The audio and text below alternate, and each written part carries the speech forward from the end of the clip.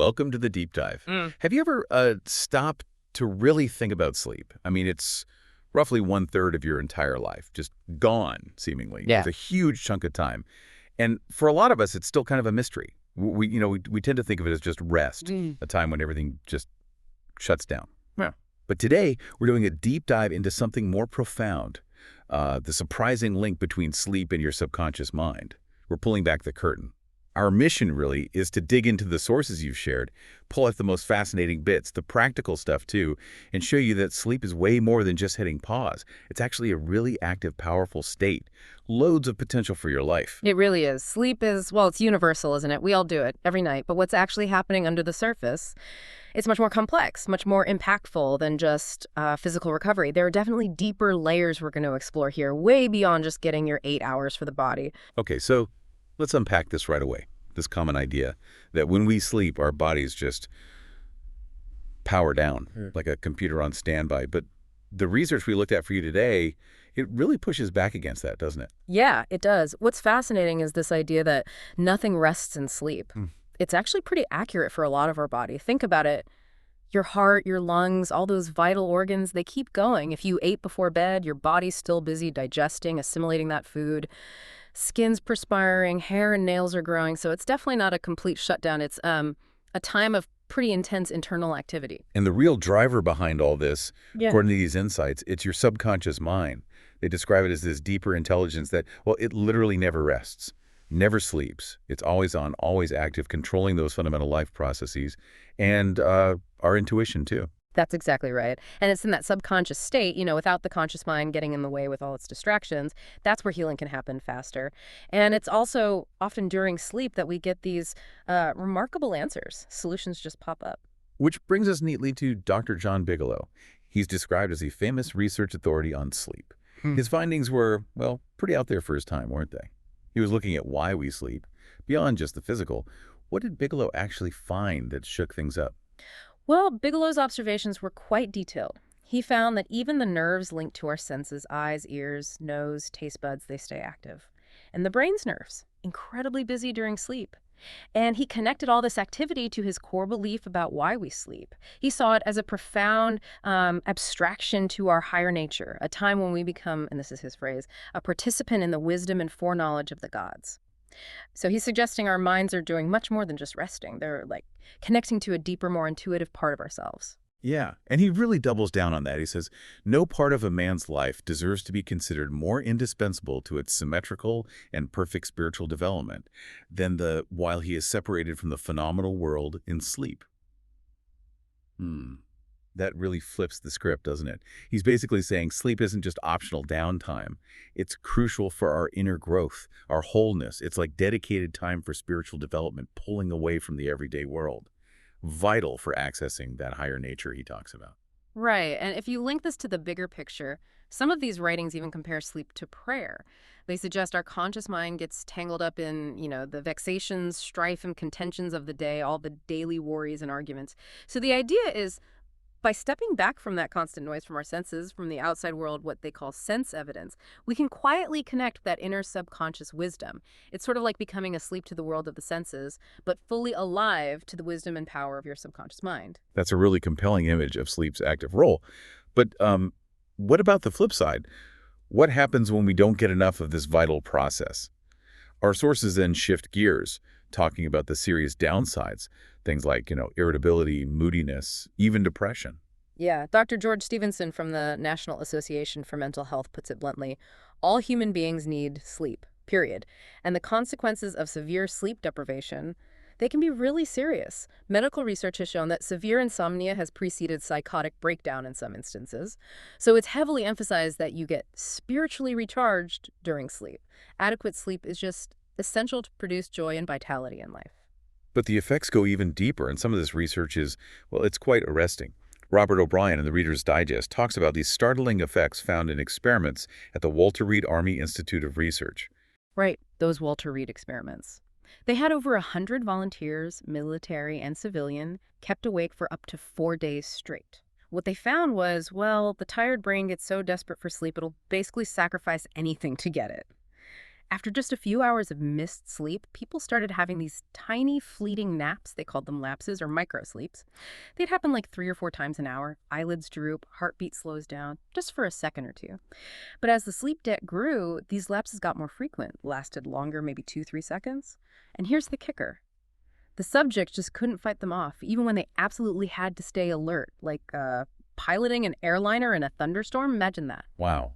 Literally nodding off while flying a plane in a storm. That's Right. terrifying. It really hammers home how powerful that sleep drive is, doesn't it? And it wasn't just these micro sleeps, was it? The studies also showed this alarming impact on memory and perception. Exactly. The sleep-deprived subjects, they were unable to retain information long enough to relate it to the task they were supposed to perform. Hmm. They became totally befuddled in situations needing them to juggle several factors like a pilot integrating wind speed, altitude, glide path for landing. So the key takeaway here isn't just feeling tired or groggy. Sleep deprivation actively undermines our basic ability to think clearly, to remember, to react properly. And that's not just pilots think about driving a car, making important decisions in your own job or life. It's a fundamental cognitive breakdown. Okay, so we've got the hard science showing how critical sleep is for our bodies and brains. But these sources we looked at, they also suggest its power goes further into areas we might think of as more intuitive, even spiritual, like acting as a problem solver, maybe even an oracle. So what does that actually mean for us? It sounds like sleep can genuinely offer guidance. Let's get into some of those remarkable real-world examples. Okay, yeah. There's this anecdote about a young woman in LA. She got offered this really lucrative job in New York, big opportunity, but before deciding, she prayed before sleep. Something like, "The creative intelligence of my subconscious mind knows what's best for me. It reveals the right decision." She was basically asking her inner wisdom for guidance. The sources say its nature is always lifeward towards growth, what's best. She repeated this prayer, went to sleep. In the morning, she just had this really strong, persistent feeling, don't take the job, so she turned it down. And guess what? A few months later, the company went bankrupt. It shows how her conscious mind might have seen the salary, the prestige, but her intuition saw the underlying problem, that foresight. And the material even includes the author's own story, being saved from certain disaster. Hmm. They describe praying for guidance before this big assignment in the Orient, saying something like, "Infinite intelligence within me knows all things. The right decision is revealed. I'll recognize it when it comes." And then came this incredibly vivid dream, apparently 3 years before it happened. An old friend shows up in the dream, says, "Read these headlines, do not go." And the dream newspaper headlines were about war, specifically the attack on Pearl Harbor. The subconscious is described here as all-wise, capable of warning us, sometimes using a trusted voice like a mother's. It connects to Dr. Ryan's work at Duke University, on those vivid dreams that seem to foretell events. That really leads to this fascinating idea in the sources. Your future is in your subconscious mind. Well, what's compelling is the idea that the future, being the result of our typical habitual ways of thinking, is kind of already there in our minds. But, and this is key, it's not fixed. It's not predetermined. It can be changed through things like prayer or just consciously shifting your mental attitude, which raises a big question, right? If nothing's set in stone, then our mental attitude determines our destiny. That gives us a lot of agency, potentially. And it's not just about dodging disasters. The subconscious seems to be a source of creativity, even financial wins, too. Let's talk about C.D. Hammerstrom and his $15,000 catnap. Ah, yes, Hammerstrom. He worked at Jones and Laughlin Steel Corporation.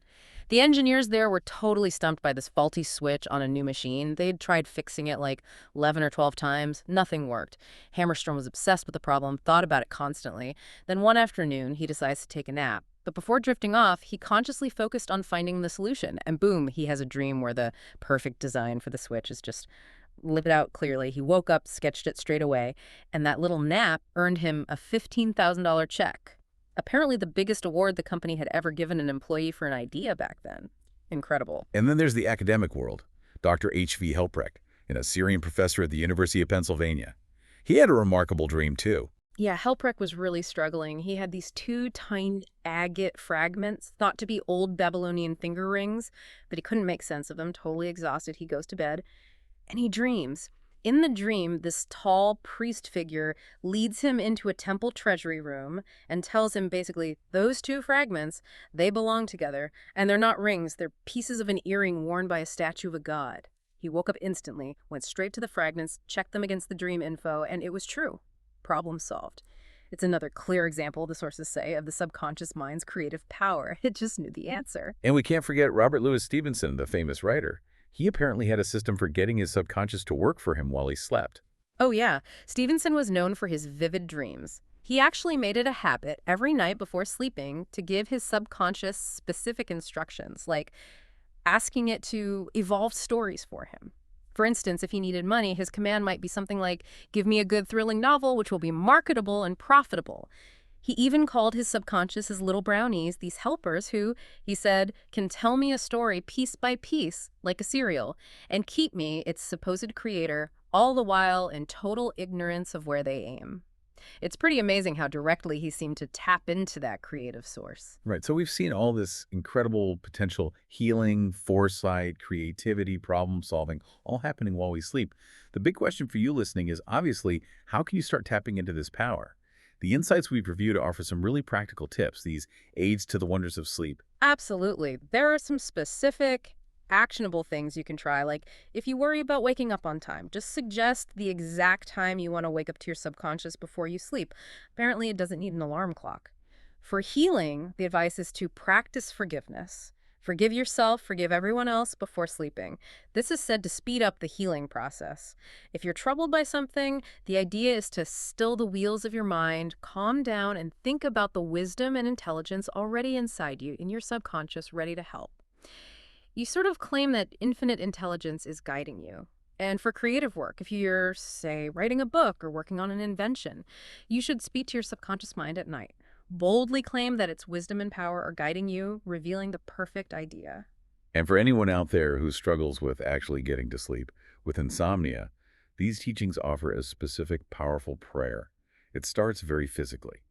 My toes are relaxed. My whole mind and body are relaxed. I fully and freely forgive everyone. Exactly. And the prayer goes on, focusing on accepting peace, feeling poised, serene, calm, resting in security. It emphasizes knowing that the realization of life and love heals me. It suggests visualizing, wrapping yourself in the mantle of love, falling asleep filled with goodwill for all, creating a circle of love around you so you fear no evil. And the beautiful end goal, the final lines are, I sleep in peace, I wake in joy. It's quite calming just hearing it. So we've covered a lot of ground today, haven't we? We've seen sleep isn't just passive rest, it's this incredibly active time for your subconscious. Essential for healing, for solving problems, even for gaining insights, maybe even foresight. We've heard some pretty amazing stories and, importantly, got some practical steps you can take to engage with that inner wisdom. Which really brings us to a final thought, maybe a question for you to ponder. Considering this immense power, this insight that seems available through our subconscious during sleep, what incredible possibilities might open up for you? What could happen if you really started to prioritize and consciously engage with that massive one-third of your life?